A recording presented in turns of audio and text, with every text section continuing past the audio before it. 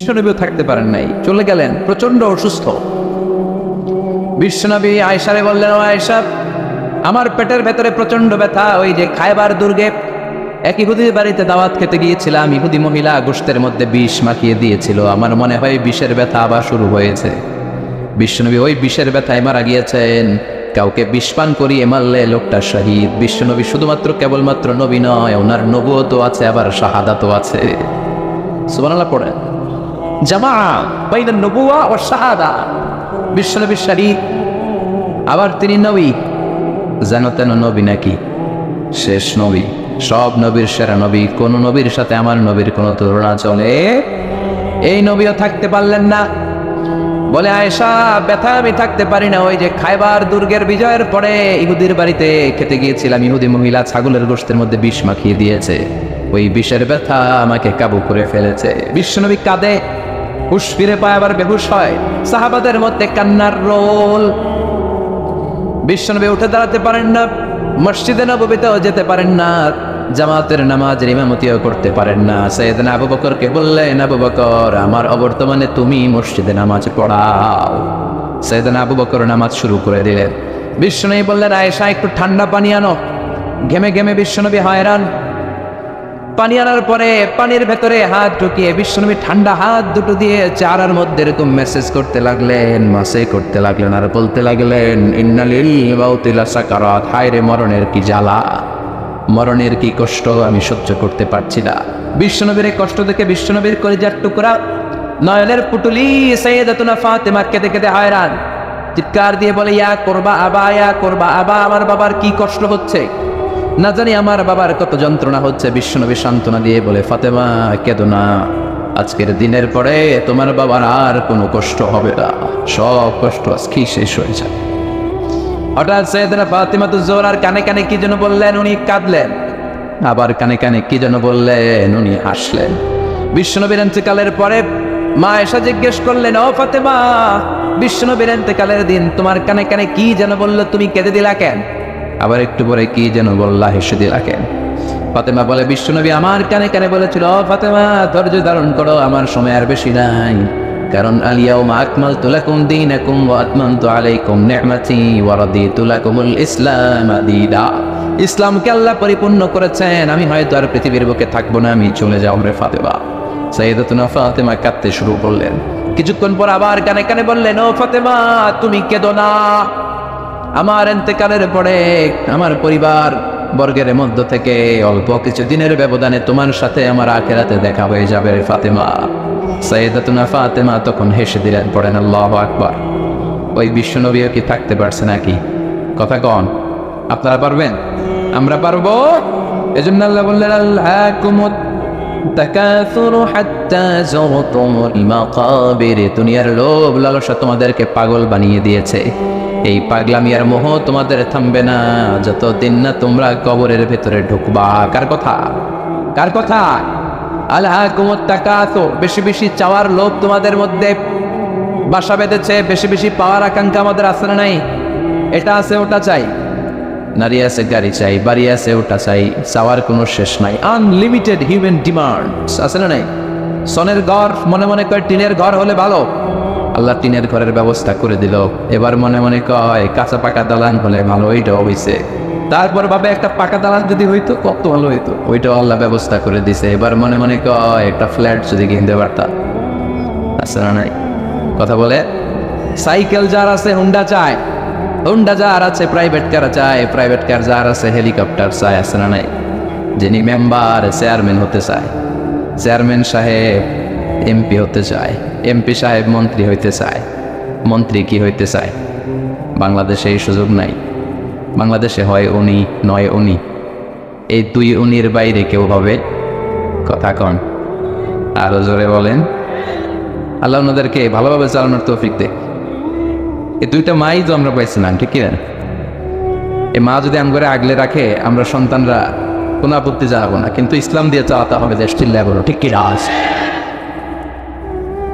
এজন্য আল্লাহ বললেন, আলহাকুমুত তাকাসুর, বেশি বেশি পাওয়ার আকাঙ্ক্ষা তোমাকে পাগল বানিয়ে দিয়েছে। পাগলের মতো আমরা ছুটছি, আরো লাগবে, আরো আরো খাবো, সব আমার, এরকম একটা মানসিকতা আছে না নাই? লাগলেও চায়, না লাগলেও চায়। মোবাইল নাই, আল্লাহর কাছে কান্দে, আল্লাহ একটা মোবাইল যদি থাকতো, সবার হাতে মোবাইল, সবাই টিপে, আমি টিপতে পারি না, আছে না নাই? আল্লাহ একটা নোকিয়া সেটার ব্যবস্থা করে দিস। এবার মনে মনে কয় এরকম একটা যদি পাইতাম, টাচ মোবাইল, টাচ করলে গান বাইর হয়, আছে না নাই? আল্লাহ এটাও দিয়ে দিলে এবার কয় আল্লাহ, অনেকে দেখি পিছনে একটা আপেল থাকে, আপেল ছিল, হ্যাঁ আইফোন আপেল থাকে না, আল্লাহ একটা আপেল দরকার, আপেল, আল্লাহ একটা আপেলের ব্যবস্থা করে দিছে। এবার কয় আল্লাহ আইপ্যাড লাগবে, আইপ্যাড, এটারে কয় আইপ্যাড। এরপর আল্লাহ আইপ্যাডে দিছে, এবার কয় আল্লাহ ম্যাকবুক প্রো লাগবে, চিনো? আমার বাসায় একটা আছে ম্যাকবুক, ওইটা হাই কনফিগারেশনের কাজগুলো করার জন্য লাগে, রিসার্চের কাজে, বিভিন্ন কাজে লাগে, ওইটাও আল্লাহ দিছে। এবার কয় আল্লাহ ক্রেওয়ান সুপার কম্পিউটার লাগবে। ইউনাইটেড স্টেটস অফ আমেরিকাতে যারা মিলিটারি বেইজে কাজ করে তাদের ম্যাথমেটিক্যাল ইকুয়েশন ড্র করার জন্য ওইটা লাগে, ওইটাও দিছে। এবার কয় আল্লাহ আরেকটা লাগবে, আছে না নাই? মানুষের চাহিদার কোনো শেষ নাই। এজন্য আল্লাহ বললেন আলহাকুমুত তাকাসুরু হাত্তা যুরতুমুল মাকাবির। মানুষের অতিরিক্ত পাওয়ায় প্রাচুর্যতার লোভের কোনো শেষ নাই, যতক্ষণ না মানুষ কবরে ঢুকবে, ঠিক কিনা? মানুষের স্বভাব হলো আরো চাই, কি কয়? আরো চাই। এটা ফকিরের স্বভাব। কার স্বভাব? তার মানে আমরা সব ফকির নি, আমরা কি ধনীকে। জুমার দিনে দেখবেন ফকিররা কি করে, যেদিকে টাকা ওইদিকে খাওলা মারে, যেদিকে টাকা হাত পাতে, আবার ওদিকে, আবার ওদিকে, খালি চায়, লাগলেও চায়, না লাগলেও চায়, ঠিক কিনা? ওই জন্য আল্লাহ বললেন ইয়া আইয়ুহান নাসু আনতুমুল ফুকারাউ ইলাল্লাহ ওয়াল্লাহু হুয়াল গানিয়্যুল হামিদ। ও গোলামেরা, তোরা হলি ফকির, ধনী একজন তিনি কে? চাহিদার আমাদের শেষ নাই, আরো লাগবে, আরো লাগবে। ওর বাড়ি আছে, আমারও বাড়ি লাগবে, ওর গাড়ি আছে, আমারও গাড়ি লাগবে, ও নামাজ পড়ে, আমারও নামাজ লাগবে, এটা নেই। কথা কন। ও যাকাত দেয়, আমিও দিব, এটা নাই। ওর মেয়েগুলো পর্দা করে, আমার তারাও পর্দা করামো, ওইটা নাই। কিন্তু ওর বাড়ি আছে দুইটা, আমার লাগবো তিনটা। ওর গাড়ি আছে 4টা, আমার লাগবো। ওর আছে 6তলা বিল্ডিং, আমার কয়তলা? ইয়াতাতাওয়ালুনা ফিল বুনিয়ান ওয়া আনতারাল হুফাতাল উরাতাল আলাতা রিয়াশা ইয়াতাতাওয়ালুনা ফিল বুনিয়ান।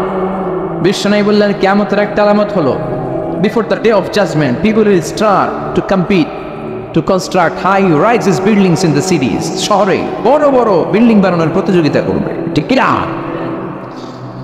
বিষ্ণু বললেন যাদের পায়ে জুতা নাই, গায়ে জামা নাই, খাওয়ার মতো খাবার নাই, তারা একদিন এলাকায় ধনী হয়ে যাবে, এরকম আশা নাই। তারপর বিল্ডিং বানানোর প্রতিযোগিতা করবে, আর বলবে সব আমার, আমার এলাকা, আমি এই এলাকার নেতা খেতা, আশা নাই? কিশোরগঞ্জে মনে হয় নাই প্রতিযোগিতা আছে না? কে কাটছে বড় করতে পারে, হালাল না হারাম, 2 হাতে এরকম করে, আচ্ছা না নাই? মুরব্বী যারা উত্তর দেন, আজ থেকে ধরেন 30 বছর আগের কথা, কিশোরগঞ্জে বড় বড় বিল্ডিং আছিল? কথা কর, হ্যাঁ ছিল না? ঢাকায় ছিল? ছিল খুবই অল্প। এখনকার মতো ছিল এরকম বিল্ডিং? 1-2টা বিল্ডিং ছিল, কিন্তু এখন বিল্ডিং এর শেষ নাই। তার মানে বিশ্বনবী যে আলামতের কথা বলেছে, অক্ষরে অক্ষরে ফলেছে, চিল্লা এখন ঠিক কিনা? আরব বিশ্ব বড় বড় বিল্ডিং, একটার পর একটা টাওয়ার বানায়, এইটার চেয়ে ওইটা হতে হবে বড়, ওইটার চেয়ে ওইটা হতে হবে বড়, প্রতিযোগিতা আছে না নাই? দুবাইতে এখন যেটা আছে এটা সবচেয়ে বড়, বুর্জ খলিফা, নাম শুনছেন? বুর্জ আল খলিফা 170 তলা উঁচু, 1000 মিটার উঁচু। এটা কয় হাজার মিটার? তার মানে 1 কিলোমিটার উঁচা। তাকাইতে পারবেন? টুপি পরে যাবে পিছনে, ঠিক কিনা? তো দুবাই যখন আগায় গেল, সৌদি মনে মনে করে দুবাই আগায় যেতেছে, আমরা বসে থাকবো কেন? আমরা বানাবো এরশো বড়, ওরা বানাবে 1000 মিটার উঁচা, আমাদেরটা বানাবো 1001 মিটার উঁচা। আহা, 1 মিটার বড়। প্রতিযোগিতা আছে না নাই? এখনো হয় নাই। কিংডম টাওয়ার, বিশাল বিশাল এই কিংডম টাওয়ার, অবাক করা কাণ্ড। চায়নাতে আছে সাংহাই টাওয়ার, মিশরে আছে বুর্জ আল কাহেরা, মালয়েশিয়াতে আছে পেট্রোনাস টুইন টাওয়ার 88 তলা, 41st and 42nd ফ্লোরে একটা ব্রিজ বানিয়ে দিয়েছে, এটার ভেতর থেকে ওটার ভিতরে ঢোকা যায়। কিয়ামতের দিন যখন ইদা সুলসিলাতিল আরদু জিলজালাহা বলে আল্লাহ একটা ভূমিকম্প দিবে, একটা বিল্ডিং আর টাওয়ারও টিকবে? কথা বলেন, টিকবে? এজন্য আল্লাহ বললেন আলহাকুমুত তাকাসুরু হাত্তা যুরতুমুল মাকাবির। তোমাদের লোভ, অতিরিক্ত পাওয়া, বড় বড় বিল্ডিং করার ইচ্ছা কোনোদিন কমবে না, থামবে না, যতক্ষণ না তোমরা কবরে ঢোকো, ঠিক কিনা? টাকা উপার্জন করতে, বিল্ডিং বানাতে বাধা নাই, কিন্তু টাকা হইতে হবে হালাল টাকা। কি টাকা? হারাম দিয়ে করলে বরকত আছে নাকি? যারা হারাম খায় তাদের দোয়া কবুল হয় নাকি? আর যারা অল্প খায়, অল্প পড়ে, অল্প জমায়, তাদের দোয়া কবুল করে কে? সাদ বিন ওয়াক্কাস বিশ্বনবীর সাহাবী, বিশ্বনবীরে বললেন, ও নবী, দোয়া করে দেন যাতে আমি মুস্তাজাবুদ দাওয়া হয়ে যাই। মুস্তাজাবুদ দাওয়া মানে এমন লোক যিনি দোয়া করার সাথে সাথে দোয়াটা কবুল করে কে? বিশ্বনবী বললেন, ও সাদ, চিন্তা করো না, যেটা খাবে হালাল খাবে, যেটা পড়বে হালাল পড়বে, তাহলেই তুমি মুস্তাজাবুদ দাওয়া। হালাল খাইলেই দোয়া কবুল। অনেকে বলে, হুজুর দোয়া আমার কবুল হয় না, আমার দোয়া কবুল হয় না, অনেক দোয়া করলাম, বললাম চাকরি করেন, কই কই সচিবালয়, ঘুষ টুস আসেনি, কই হালকা পাতলা। তো তোর দোয়া কবুল হবে কেমনে? ডাকাত। হালাল খেতে হবে, হালাল না খেলে দোয়া কবুল হয়? কথা বলেন। আবার হালালে বরকত ঢুকাই দিছে কে? হারামে কোনো বরকত আছে নাকি? আওয়াজ করে বলেন তো, গরু খাওয়া হালাল না হারাম? কুকুর খাওয়া। গরু বছরে বাচ্চা দেয় কয়টা? কুকুর 5টা, 7টা, 8টা, 10টা। আচ্ছা, কুরবানির ঈদ আসলে আমরা গরু জবাই করি না কুকুর জবাই করি? তাহলে গরু জবাই করলাম বেশি, কুকুর জবাই করি নাই। গরু খাই, কুকুর খাই না। গরু বাচ্চা দেয় কম, কুকুর বাচ্চা দেয় বেশি। তারপরও কিশোরগঞ্জে গরু বেশি না কুকুর বেশি? কথা বলেন। এত গরু আসলো কোথায়? কারণ গরু হালাল, আর হালালের ভেতরে বরকত ঢুকিয়ে দিয়েছে কে? এজন্য আল্লাহ বললেন, হালাল পন্থায় উপার্জন করো, সমস্যা নেই, কিন্তু হারামের মিশ্রণ থাকলে তোমার দোয়া কবুল হবে? হারাম খেয়ে যে দেহটা বর্ধনশীল হয়, দেহের যেই অংশ বাড়ে, ওই অংশটারে জাহান্নামের আগুনে পুড়াবে কে? এজন্য আল্লাহ বললেন, আলহাকুমুত তাকাসুরু হাত্তা যুরতুমুল মাকাবির। দুনিয়ার লোভ তোমাদেরকে পাগল বানিয়ে রেখেছে। তোমাদের এই পাগলামি কমবে না যতদিন না কবরে না ঢুকো, ঠিক কিনা? কবরে আমাদেরকে ঢুকাই লাগবে, কবরের প্রস্তুতি আমাদেরকে নেয়াই লাগবে, জোরে কোন ঠিক কিনা? বিশ্বনবী বলেন, কবরে তোমাদেরকে প্রশ্ন করা হবে, কবরের ভেতরে তোমাদেরকে সওয়াল করা হবে কয়টা? সবাই কন। আসলে মুমিনদেরকে সওয়াল করা হবে কয়টা? 3টা নাকি 4টা? কথা কন। 3টার পক্ষে কে কে হাত তোলেন? বেশিরভাগ। আকসারুহুম লা ইয়ালামুন, বেশিরভাগই জানে না। সুবহানাল্লাহ পড়েন। 4টা বলছে অনেকে, আলহামদুলিল্লাহ। মুমিনদের 4টা প্রশ্ন, কয়টা? কথা বলেন। মুমিনদের 4টা, আর কাফিরদের কয়টা? কাফিরদের 3টা। বিশ্বনবী বললেন, আর আল কবরু রাউদাতুম মিন রিয়াদিল জান্নাহ ওয়া হুফরাতুম মিন হুফারিন নার। এই কবরটা কারো জন্য জান্নাতের বাগান, কারো জন্য জাহান্নামের গর্ত। ও আল্লাহ, আমাদের কবরটারে তুমি জান্নাতের বাগান বানিয়ে দাও। লম্বা একটা সময় আমাদের কাটাতে হবে। মরার পরে আপনার মনে হবে আমার পুরো জীবনটাই ছিল একটা দুঃস্বপ্ন। নতুন এক লম্বা জীবন, এই সময় যেন আর কাটে না। হাজার হাজার বছর শুয়ে থাকতে হবে। অন্ধকার রাত, খুটখুটে অন্ধকার। এই অন্ধকার যেন শেষ হবার নয়। চিল্লায় বলেন ঠিক কিনা? মুমিনদেরকে প্রথম প্রশ্ন করা হবে, তোমার রবের নাম কি? মার রব্বুক, আমাদের রবের নাম কি? আল্লাহ আমারে রব, এই রবি আমার সব। সবাই বলেন, আল্লাহ আমারে রব, এই রবি আমার সব। দমে দমে তনু মনে তারি অনুভব। আল্লাহ আমারে রব, এই রবি আমার সব।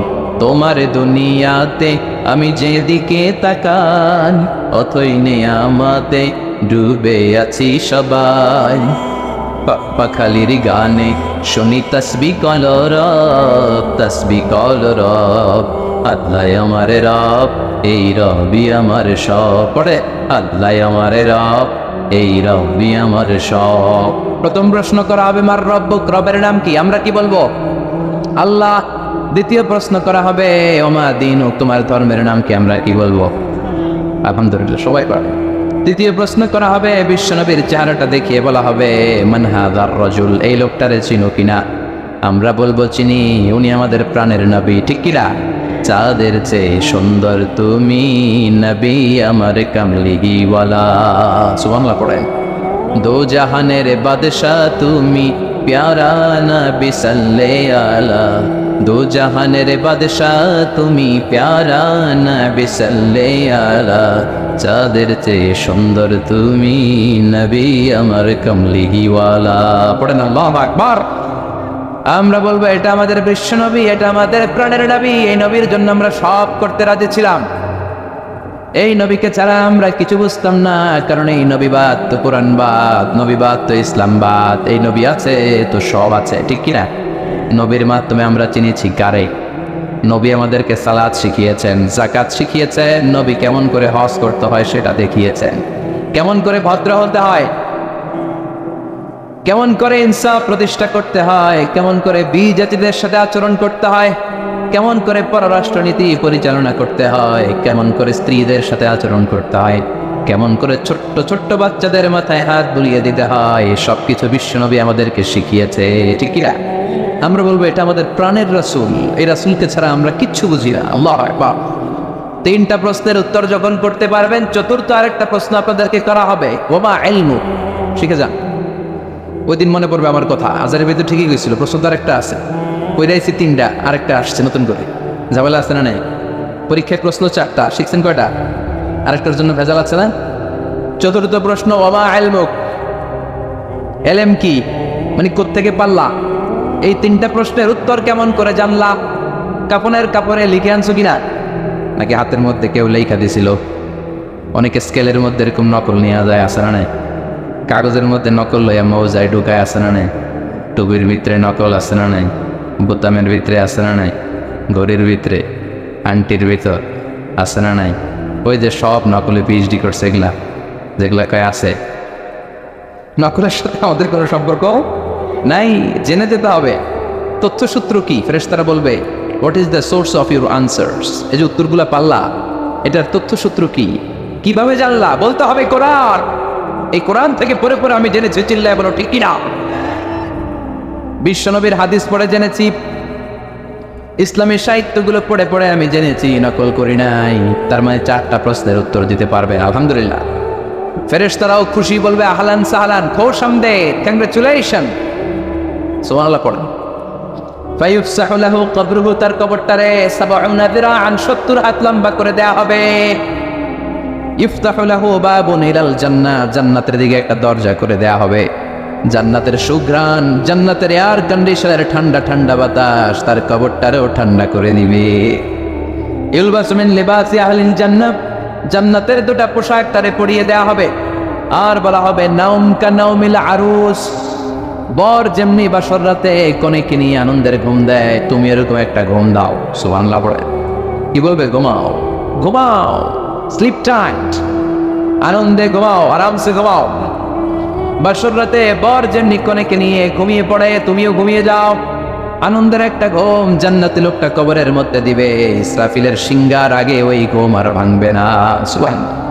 ও আল্লাহ, আমরা যেন 4টা প্রশ্নের উত্তর দিয়ে জান্নাতি পোশাক পরে একটা ঘুম দিতে পারি, তুমি কবুল করো। পড়ে না আমি।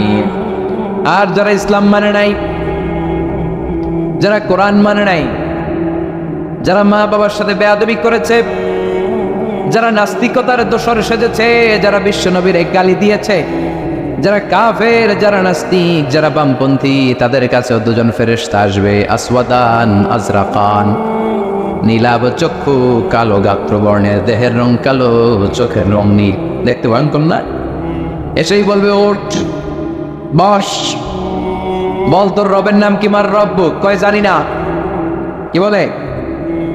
আমি কোন রব টপ জানি না, আমি শুধু নেতা খাতাদের পিছনে পিছনে ঘুরেছি, আমি খালি সমাবেশের মধ্যে ককটেল বোমা মারতাম। এরকম ডাকাইত আছে না নাই?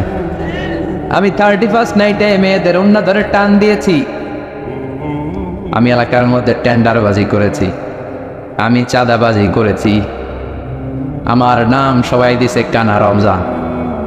আছে না নাই? আমি ছিলাম ডাকাত। রক টপ কি আমি জানি না? I don't know anything about it.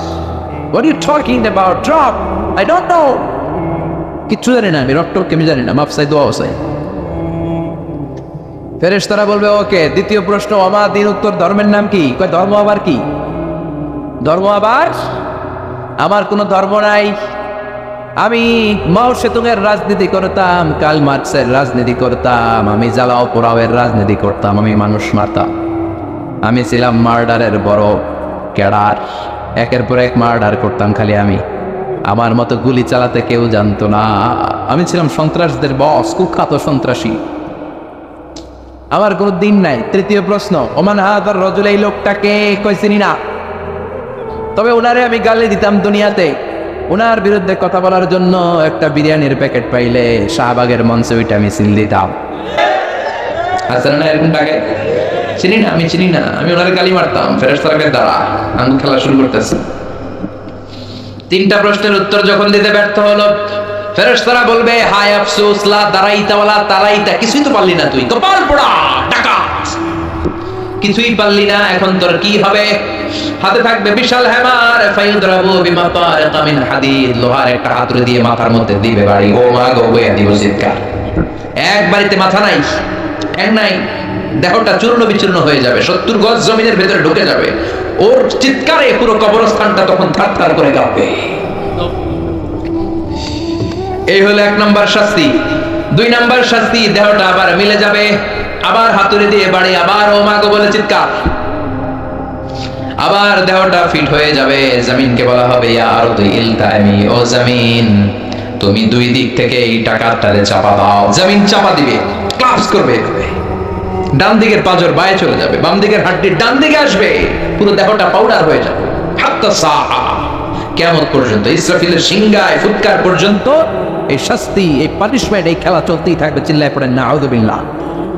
এজন্য বিশ্বনবী আল্লাহর কাছে দোয়া করতেন, আল্লাহ আল্লাহুম্মা ইন্না নাউযু বিকা মিন আযাবিল কবর, ও আল্লাহ কবরের আযাব থেকে তুমি আমাদের বাঁচাও। পড়ে না আমিন, আর জোরে পড়ে না আমিন। আবার বিশ্বনবী কবর দেখলে এখানে গাছ রোপণ করে দিতেন। কবরের পাশে গাছ লাগিয়ে দিলে গাছগুলো যে পাতাগুলো যে জিকির করে, ওইটার কারণে কবরের আযাব মাফ করে কে? আবার বিশ্বনবী কবর উঁচু করতে নিষেধ করেছেন। সাইয়েদনা আলীকে মদিনায় বললেন, ও আলী, মদিনায় যত উঁচু কবর দেখবা ভেঙে ফেলবা। ইসলামে কোনো উঁচু করে কবর রাখার বিধান নাই। চিল্লায় বলেন ঠিক কিনা? আবার কবরের কাছে যে চাওয়ার কোনো বিধান নাই। চাইতে হবে কার কাছে? কেউ ফিরে না খালি হাতে, খাঁচারে তোর দরবারেতে। বলে না অনেকে, বলে নাউজুবিল্লাহ পড়বেন না? ভুয়া কথা। অনেক কিছু নিয়ে যায়, খালি হাতে ফিরে। দামি ঘড়ি নিয়ে ওই দরবারে যাবেন, দেখবেন চোর ঘড়ি চুরি করে ফেলছে, আপনি খালি হাতে ফিরতেছেন। আছে না নাই? দামি জুতা নিয়ে গেলে ধাক্কা ধাক্কিতে জুতা কই, আমনে কই, ঠিক নাই? তার মানে খালি পায়ে ফিরে। একটা দরবার থেকে কেউ কোনোদিন খালি হাতে ফিরে না। দরবারটা কার? কেউ ফিরে না খালি হাতে, আল্লাহরে তোর দরবারেতে। সবাই পড়েন, কেউ ফিরে না। এজন্য বিশ্বনবী বলতেন, খবরদার কবরের কাছে যে কিছু চাওয়া যাবে না, কারণ আল মাইয়িতু ফিল কবর কাল গারিকু ফিল বাহর। সাঁতার না জানা ব্যক্তি সাগরে পড়লে যেরকম অসহায়, কবরে গেলে মানুষ তেমন অসহায়। ঠিক কিনা? উনি আপনারে কিছু দিতে পারবেন না, আপনি দিয়ে আসবেন, আপনি যে দোয়া করবেন তার মাগফিরাত কামনা করবেন। ঠিক কিনা? বিশ্বনবী প্রথমে কবর জিয়ারতের নিষেধ করেছেন, পরে আবার অনুমতি দিয়েছেন। বিশ্বনবী বলেছেন, নাহাইতুকুম আন জিয়ারাতিল কুবুর আল-আন ফাজুরুহা ফাইন্নাহা তুযাক্কিরুল আখিরা। আগে আমি কবর জিয়ারত করতে বারণ করতাম, এখন আমি অনুমতি দিলাম, কবর জিয়ারত করো। কবর জিয়ারত করা সুন্নাত। কোন সুবহানাল্লাহ। কবর জিয়ারত করেন, আপনার কবরের সামনে যান, মায়ের কবরের সামনে দাঁড়ান, মাফ চান, আর চিন্তা করেন আপনারা তো আমার হাতে রেখে গেলাম এখানে, আমার তো দাড়িগুলো সাদা হতে শুরু করেছে, চুলগুলো পাকতে শুরু করেছে, আর কয়েক বছরের ব্যবধানে হয়তো আমার ছেলে আমার লাশটা এনে আমার এইখানে রেখে যাবে। এই চিন্তা তখন আসবে। চিল্লা এখন ঠিক কিনা? এজন্য চাওয়া যাবে কবরে যে কিছু চাওয়া যাবে। চাবেন কার কাছে? সুস্থ করে কে? পরীক্ষায় পাশ করতে পারেন না, তৌফিক দিতে পারে কে? চাকরি নাই, বেকার, চাকরির ব্যবস্থা করবে কে? ব্যবসায় মন্দা, ব্যবসায় সফল করে দিতে পারে কে? বিয়ে হচ্ছে না, বিয়ের ব্যবস্থা করবে কে? বিয়ে হয়েছে, সন্তান নাই, সন্তান দেয় কে? মেয়ে হয়েছে, ছেলে নাই, ছেলে দেয় কে? ছেলে আছে, মেয়ে নাই, মেয়ে দেয় কে? দুইটাই দেয় কে? আবার কাউরে কিচ্ছু দেয় না, তিনি কে? সুন্নাত নয় শুধু সুমধুর আলাপ, আর সুন্নাত হলো হুঙ্কার গর্জন। ঠিক না? সুন্নাত নয় শুধু পাগড়ি মাথায় দেয়া, আর সুন্নাত হলো অন্যায় বাধা দেয়া। অন্যায় বাধা দিবেন? রাজি আছেন নাকি দেখে মুখ বুজে সহ্য করবেন? বাধা দেওয়ার দরকার আছে না নাই? অন্যায় দেখতে দেখতে, শুনতে শুনতে, হেকমত করতে করতে প্রতিবাদের ভাষাটুকু আমরা হারিয়ে ফেলেছি। চিল্লা এখন ঠিক কিনা? সুন্নাত নয় শুধু মেষ চড়াতে যাওয়া, আর সুন্নাত হলো রাষ্ট্রনায়ক হওয়া। ঠিক কিনা? নাকি কোরআনের শুধু অর্থনীতি, কোরআনের সমাজনীতি মানবেন, কোরআনের রাজনীতি মানা যাবে না? কোরআনের ভেতরেও রাজনীতি আছে না নাই? বিশ্বনবী মদিনার প্রেসিডেন্ট ছিলেন কি ছিলেন না? মদিনার চোরগুলো ধরে ধরে বিশ্বনবী হাত কেটে দিয়েছে কি দেয় নাই? মদ যারা খেয়েছে মাইর দিয়েছে কি দেয় নাই? নামাজ যারা পড়ে নাই, এক ওয়াক্ত নামাজের জন্য 5 বেত মদিনার রাষ্ট্রে ছিল কি ছিল না? আজকেও যদি আমার দেশের প্রধানমন্ত্রী, প্রিয় প্রধানমন্ত্রী ঘোষণা দিয়ে দেয় কালকে থেকে একটাও বেনামাজি থাকতে পারবে না, এক ওয়াক্ত নামাজ মিস হলে 5টা করে বেতের বাড়ি। বক্তা সাহেব বক্তব্য দেওয়ার পর নামাজ না পড়লে বক্তার পিছনে 5 বেত আছে না নাই? আপনারা কইছেন, আমি কই নাই, আমার কোনো দোষ নাই। এই নিয়মটা যদি হতো, বিশ্বনবী বলেছেন ইন্নাল্লাহা মা ইয়াযাউ বিস সুলতান লা ইয়াযাউ বিল কুরআন, আল্লাহ মাঝে মাঝে ক্ষমতার প্রয়োগে সমাজে যা করান ওটা কোরআন দিয়েও করায় না। এজন্য প্রধানমন্ত্রী মাইরের ঘোষণা দিবে আর আমরা ওয়াজ করে যাব। মাইর আর ওয়াজ দুইটার বিনিময়ে বাংলার জমিনে ইসলাম কায়েম করায় দিবে কে? আমরা সারা জীবন ওয়াজ করে যেটা করতে পারবো না, ক্ষমতার মসনদ থেকে একটা অর্ডার আসলে বাংলাদেশে ইসলাম কায়েম হয়ে যাবে। সুন্নাত নয় শুধু মেষ চড়াতে যাওয়া, আর সুন্নাত হলো রাষ্ট্রনায়ক হওয়া। মহাব্বতে তার সুদিনের সাথী তুমি, দুর্দিনেও তার পাশে থাকো কি? আরো কিছু সুন্নাত আছে তুমি জানো কি? জানলেও জীবনে কখনো তা মানো কি? সুন্নাত নয় শুধু দাওয়াতের মেহমান। ঠিক না? সুন্নাত নয় শুধু খাওয়া শেষে মধুপান, আরো কিছু সুন্নাত আছে তুমি জানো কি? জানলেও জীবনে কখনো তা মানো কি? চিল্লায় বলেন ঠিক কিনা? এজন্য অর্ধেক মানবেন না পুরাটা, 3-এর 2 মানবেন না পুরা, 4-এর 3 মানবেন না পুরা। পুরা কোরআন যদি মানেন তবে আপনি মুমিন, আধা আধা মানলে মুমিন নয়। তা আপনারা কি? যদি আধা আধা মানেন তাহলে মুমিন নন, তাহলে তারা কি? আফাতুমিনুনা বিবাদিল কিতাব ওয়া তাকফুরুনা বিবাদ, কিছু মানবা কিছু ছাড়বা, মুমিন নও তুমি কাফের। চিল্লা এখন ঠিক কিনা? তার মানে এমন কিতাব পড়লে সওয়াব, ধরলে সওয়াব, শুনলে সওয়াব, মানলে সওয়াব, এই কোরআনের জন্য মরলেও সওয়াব, মরলেও সওয়াব আসরাডাই। কোরআনের জন্য আমাদের ভাইয়েরা মরে কি মরে না? রক্ত দেয় কি দেয় না? কত রক্ত লাগবে তোমাদের? আমাদের কাছে টাটকা রক্ত আসরাডাই।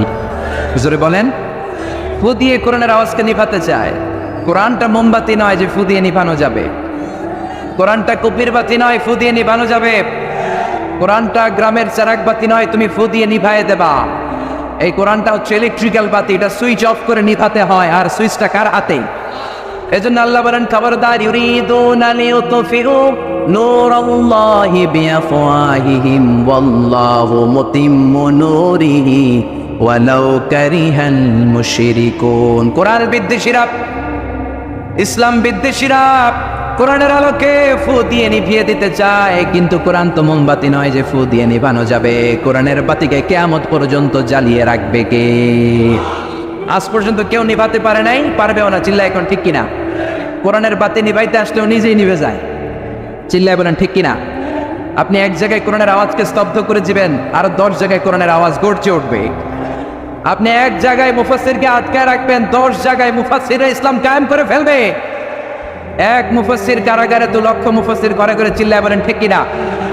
ময়দানে ময়দানে মুফাসসিরদের হক কথাগুলো আছে না নাই? ইসলামের কান্ডারি আজও বাংলার জমিনে আছে না নাই? সিংহকে জেলে বন্দী করলেও সিংহের বাচ্চাগুলো আছে না নাই? মনে রাখতে হবে, সিংহের বাচ্চা হলেও সেগুলো সিংহ, সেগুলো বানর নয়। সিংহের বাচ্চা হলে সেগুলো সিংহ, সেগুলো শিয়াল নয়। সিংহের বাচ্চা যেগুলো সেগুলো আর একটা সিংহ। চিল্লায় বলেন ঠিক কিনা? সময় মতো ওই সিংহের গর্জনে পুরো বন কেঁপে কেঁপে উঠবে। চিল্লায় বলেন ঠিক কিনা? এজন্য আল্লাহ বলেন এই কিতাব পড়লে সওয়াব, ধরলে সওয়াব, শুনলে সওয়াব, এই কিতাব মানলে সওয়াব, এই কিতাবের জন্য মরলেও সওয়াব আছে না নাই? মরতে রাজি আছেন? রাজি আছেন মরতে? কোরআনের জন্য মরলে আপনি মরবেন না, আজীবনের জন্য জীবিত থেকে যাবেন, ঠিক কি না? ওয়ালা তাকুলু লিমান ইয়াকতালু ফি সাবিলিল্লাহি আমওয়াত বাল আহইয়াউ ওয়ালাকিন লা তাশউরুন। আল্লাহ সতর্ক বাণী দিয়ে বললেন, খবরদার, কোরআনের রাজ কায়েম করতে যায় আমার জমিনে যারা রক্ত ঢাললো, কোরআনকে মসনদে বসাতে যে, কোরআনের সমাজ প্রতিষ্ঠা করতে যে যারা জীবন দিল তাদেরকে তোমরা মৃত বলো না। সুবহানাল্লাহ, তারা জীবিত।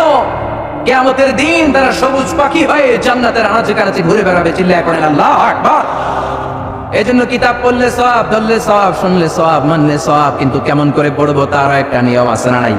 কথা বলে, আপনি কেমন করে পড়বেন, কোত্থেকে কোরআন পড়বেন, এই ব্যাপারে গাইডলাইন, দিক নির্দেশনা কোরআনের ভেতরে দিয়েছে কে? আল্লাহ বলেন, ফাকরাউ মা তায়াসসারা মিনাল কুরআন। আমি আমার কোরআনকে এত সহজ করে দিলাম, কোরআনের যে দিক দিয়ে মনে চাই তুমি পড়ো, কবুল করে নিবে কে? আমরা যে কোরআনটা পড়ি এটা রিওয়ায়াত হাফসান আসিম, আরো অনেকগুলা কেরাত আছে, 7 কারি 14 রাবি, যেটা দিয়ে আপনি পড়েন আপনার তেলাওয়াতকে কবুল করে নিবে কে? আমরা পড়ি মালিকি ইয়াউমিদ্দিন, কোন কেরাতে আছে মালিকি ইয়াউমিদ্দিন। আমরা পড়ি সিরাতাল মুস্তাকিম, ওয়ারশের কেরাতে আছে, কুনবুলের কেরাতে আছে সিরাতাল মুস্তাকিম। যেই কোনো কেরাত দিয়ে আপনি পড়েন না কেন, কবুল করে নেবে কে?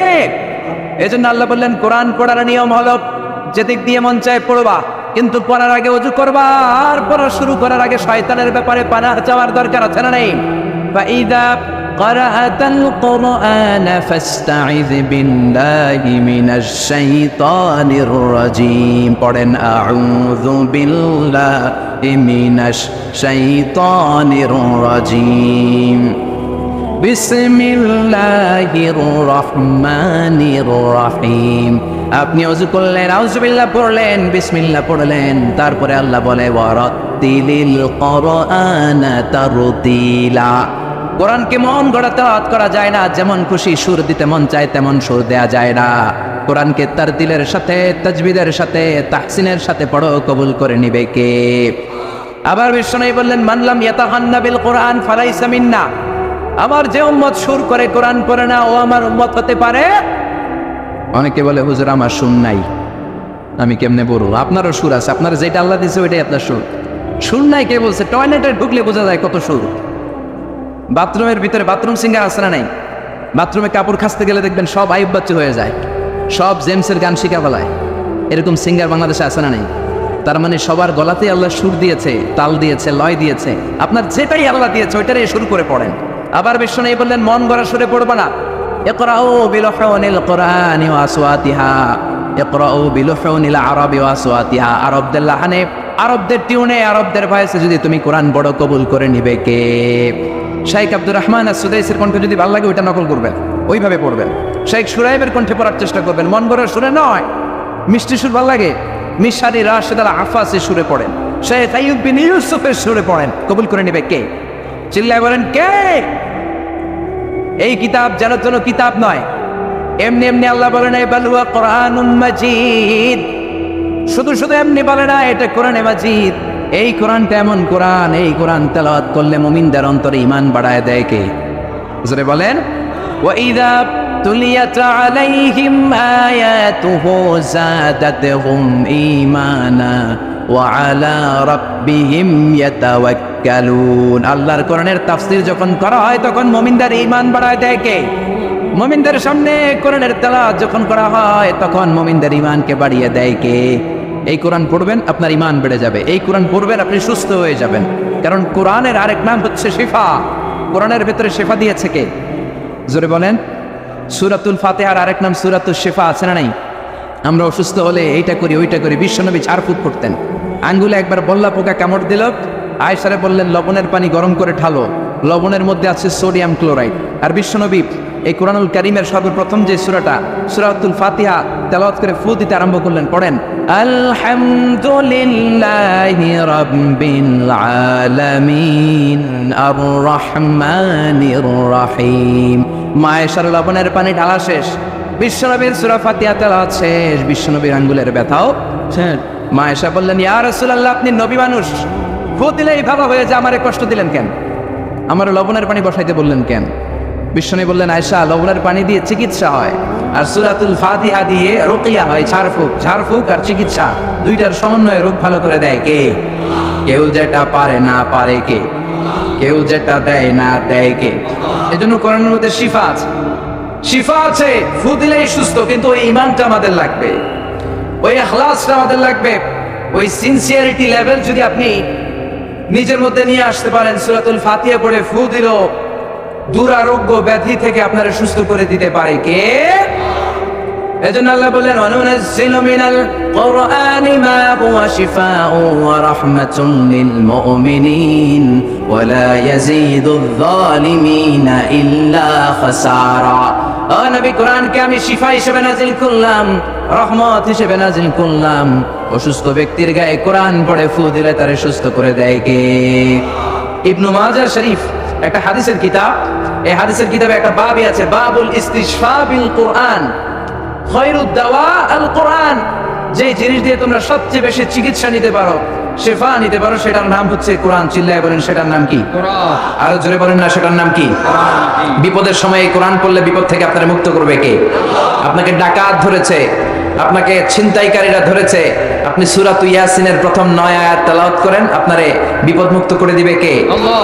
ডাকাতদের চোখকে অন্ধ করে দিবে কে? আল্লাহ। আমি নিজে প্রমাণ। চাঁদপুর থেকে আমি ফিরতেছিলাম গভীর রাত, গ্রামের ভেতর দিয়ে পিচ ঢালাইয়ের রাস্তা, ডান দিকে একটা টার্ন নেওয়ার পরেই দেখি সামনে গাছ ফালানো, বুঝলাম ডাকাত চাচারা বসে আছে।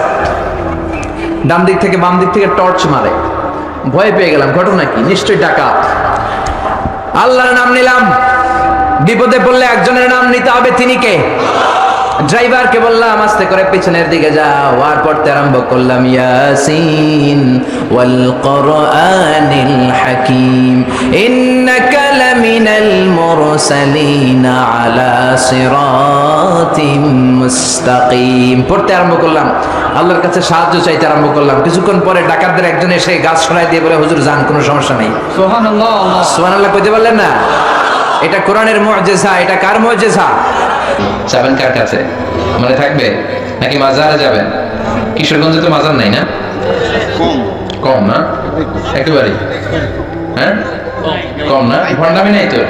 ওই যে লাল শালু দিয়ে রাখে, মাথায় চুল জট পাকায় রাখে, মাজারের উপরে মশারি দেয়, আগরবাতি দেয়, আছে? আছে। অনেক এলাকায় মাজারের উপরে মশারি টাঙায় রাখে, আছে না নাই? কেন মশারি দেয়? মশা কামড়ায়?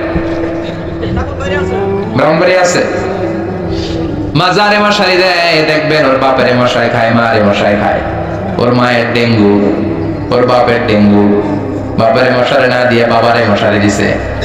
মাজারে আবার মোমবাতি লাগে, আছে না নাই? কারণ কি? আল্লাহর ওলি দেখে না নিচে গেছে নাকি? কপাল পোড়া। এই মোমবাতি গুলো গরিবদের হাতে তুলে দেবে। অনেক ছেলে আছে মেধাবী, রাতের বেলা পড়তে পারে না, মোমবাতি লাগিয়ে তারা পড়বে। তাদেরকে সহযোগিতা করলে আপনার আব্বার কবরটারে আলোকিত করে দিবে কে? আল্লাহ। কথা বলেন কে? এই জন্য মাজার ব্যবসার সাথে ইসলামের কোন সম্পর্ক? মাজার কেন্দ্রিক যত ব্যবসা, এগুলোর বিরুদ্ধে সামাজিক আন্দোলন গড়ে তোলেন। যারা লাল শালু পড়ে থাকে, নামাজ নাই, রোজা নাই, জিকির নাই, কয় আমরা মারে পথের লোক, আছে না নাই? কিসের পথ? মারে পথ। আসলে এটা মায়ের পথ, ঠিক কিরা?